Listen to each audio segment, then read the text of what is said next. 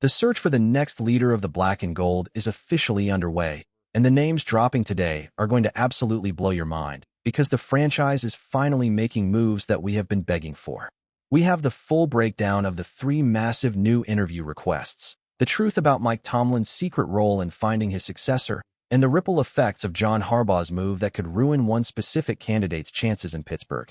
But first, if you want to stay ahead of the curve as we navigate this historic offseason and move toward hiring only the 4th head coach in the Super Bowl era, do me a huge favor and smash that subscribe button and like this video right now so you don't miss a single update. Alright, let's get straight into the breaking news because the news cycle is moving at warp speed right now. We are kicking things off with the man himself, the now former head coach, Mike Tomlin.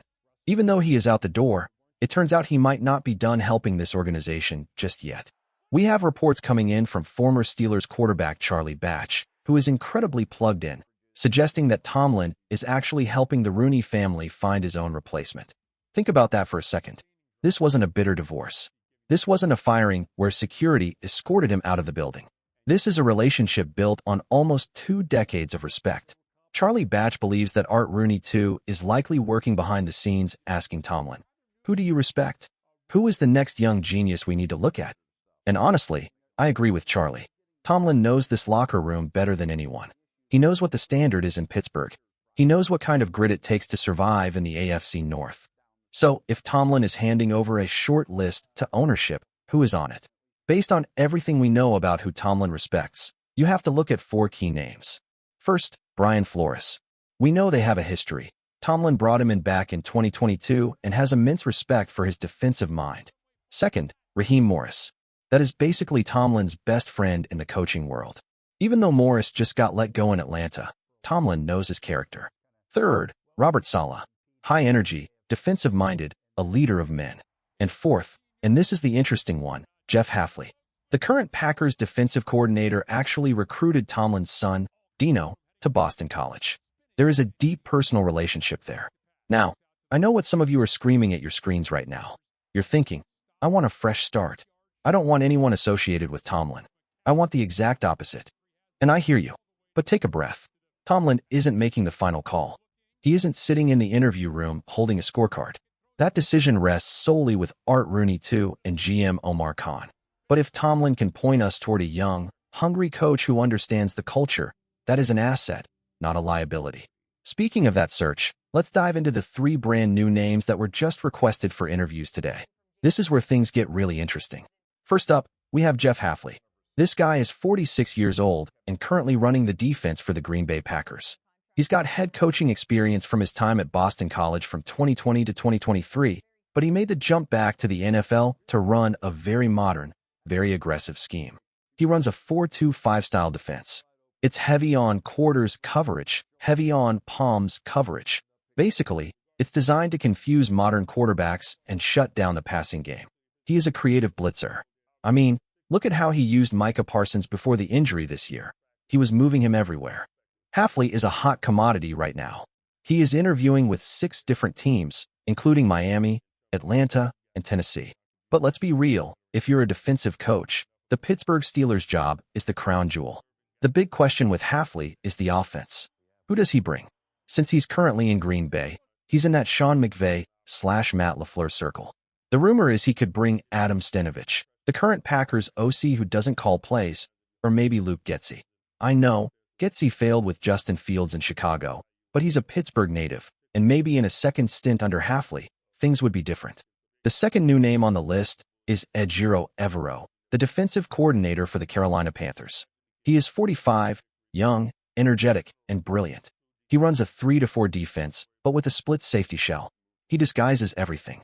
He loves to rotate and to cover 3 post-snap to trick quarterbacks. Even though the Panthers have been a mess as an organization, Evero's defense has consistently punched above its weight class. He took a roster with very little talent and made them competitive. That is the mark of a great coach. Plus, Evero has deep ties to the Sean McVay tree from his time with the Rams when they won the Super Bowl.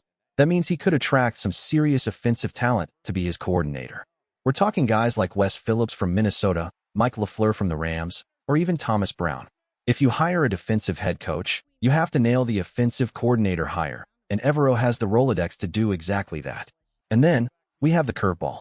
The third interview request is for Clay Kubiak. Not Clint Kubiak, who is the favorite for the Falcons' job. Clay Kubiak. He is the 37-year-old offensive coordinator for the San Francisco 49ers under Kyle Shanahan. He doesn't call the plays, Shanahan does, but he is steeped in that system. This is a fascinating move by the Steelers. Why interview the younger brother who doesn't call plays instead of the older brother who is a top head coaching candidate? It tells me one thing. The Steelers are doing their homework on the Shanahan offense. They might be interviewing Clay not just for head coach, but to gauge if he, or someone like him, could be the offensive coordinator for a defensive-minded head coach. It feels like the Steelers are dead set on installing that Shanahan or McVay style of offense, regardless of who the head coach is. And frankly, that is exactly what they should be doing. That system wins championships.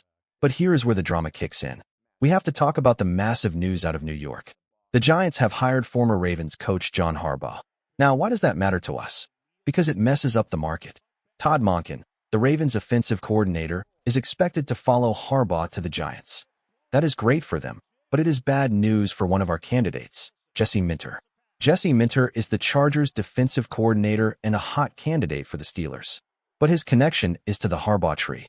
If he gets the Steelers' job, who is his offensive coordinator? The rumor was he'd look at Greg Roman. And let me tell you right now, we do not want Greg Roman anywhere near this facility. He has been fired by both Harbaugh brothers. His passing offense is ancient history. He runs the ball well, sure, but in 2026, you have to be able to throw the football. If hiring Jesse Minter means we get stuck with Greg Roman, I am officially out on Jesse Minter. We cannot go backward offensively. So, looking at the big picture, the Steelers have requested interviews with 8 guys so far. 6 of them are defensive coaches. It really feels like the franchise is leaning toward its roots. They want a defensive leader, like Noel, like Cowher, like Tomlin, and then they want to pair him with a young, innovative offensive coordinator from the McVay or Shanahan tree. That seems to be the blueprint. This brings me to a thought that has been nagging at me. We see the league trending toward offense. Everyone wants the next offensive genius. Yet, here we are, looking at a list dominated by defensive minds. So, I have to ask you guys a rhetorical question. In a league designed for quarterbacks to succeed, are we making a mistake by focusing so heavily on defense again? Can a defensive head coach really win a Super Bowl in this era without a superstar offensive coordinator who will inevitably leave for a head coaching job 2 years later? It's a risky game we're playing. Now, let's pivot to the bombshell regarding Mike Tomlin's departure. We have some clarity, and it is emotional. According to Ron Barber, a guy who is practically family to Tomlin, this was always the plan. Barber said Tomlin told him a year ago, "I think this is my last year." He kept it a secret from everyone else, but he knew. Barber believes Tomlin is going the Bill Cowher route. He's done. He's riding off into the sunset. No coaching next year, maybe no coaching ever again. He's burnt out.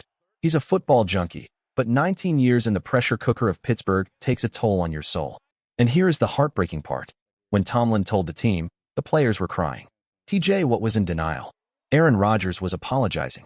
The report from Mike DeFabua says the players made it clear they didn't think Tomlin was the problem. They blamed the coordinators. They blamed themselves. But I have to push back on that a little bit. I love Tomlin. He's a Hall of Famer. But who hired those coordinators? Who stuck with them when they were failing? Who oversaw the game plans? The head coach. You can't absolve the boss when the underlings fail for years in a row. Look at the stats. We have lost 7 consecutive playoff games. In those games, we've been outscored 260 to 154. We haven't held a lead in the second half of a playoff game in a decade. We trail by 21 points routinely. At some point, the standard stopped being winning championships and started being just getting there. As much as the players love him, and as much as it hurts to see a legend go, it was time. We needed a reset. We needed to flush the system. Now, could we have run it back? Sure. Art Rooney was willing to do it. We could have kept Tomlin, kept Rodgers, and tried one more time. But deep down, I think we all would have felt like we were delaying the inevitable. It would have been good, maybe even great. But would it have been enough to beat the Chiefs? Probably not. There was a wild rumor from Nick Wright saying that if Tomlin stayed, we could have traded for Lamar Jackson because Lamar loves Tomlin. But let's be real. The Ravens are not trading a franchise quarterback to the Pittsburgh Steelers. They aren't the Bengals. They aren't dysfunctional. That was never going to happen. So now, we look forward. The field is loaded. You have huge names out there like Mike Vrabel, Bill Belichick, and the coordinators we mentioned. But there is one name that is gaining traction among the fan base, and we need to keep an eye on it. Curt Cignetti, the Indiana head coach. He has that program playing for a national championship on Monday. If he wins, his stock goes to the moon. I know the Steelers don't usually hire from college, and I know the buyout would be expensive. But you have to at least interview the guy, right? He's a Pittsburgh guy. He has the swagger. He wins everywhere he goes. It reminds me of the Dan Hulley situation in the NBA. You have to shoot your shot. If Cignetti is the next great coach, you can't let him slip away just because he's in college. We need to wait and see what happens after the national championship game. Finally, I want to touch on something Big Ben Roethlisberger said on his podcast. He said he prefers the Steelers to hire an offensive-minded head coach. He wants to break the tradition of Noel, Cowher, and Tomlin. And honestly, I'm with Ben. In today's NFL, if you have a defensive head coach and a great offensive coordinator, you lose that coordinator immediately. Look at the Eagles. Look at the Bucs. You are constantly replacing your play caller. But if your head coach is the play caller, like McVay, like Shanahan, like Reed, you have stability for a decade. You don't have to worry about your quarterback learning a new language every 2 years. So, here is the question of the day, and I want every single one of you to sound off in the comments below. Do you agree with Big Ben? Does Pittsburgh absolutely need to hire an offensive-minded head coach to survive in the modern NFL?